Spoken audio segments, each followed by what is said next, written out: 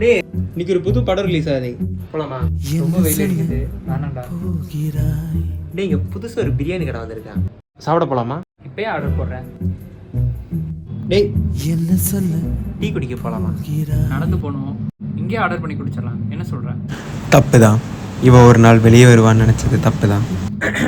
அதாவது நீ வந்து நேச்சரோட கனெக்ட் ஆகணும்னுலாம் நான் சொல்ல மாட்டேன், ஆனால் அட்லீஸ்ட் இதுதான் உலகம்னாச்சு தெரிஞ்சுக்கணும். இந்த உலகத்தில் நம்மள மாதிரி நிறைய மனுஷங்க இருக்காங்க. அப்படியா? வா உனக்கு நான் நம்மளை சுற்றி இருக்கிற உலகத்தை காட்டுறேன்.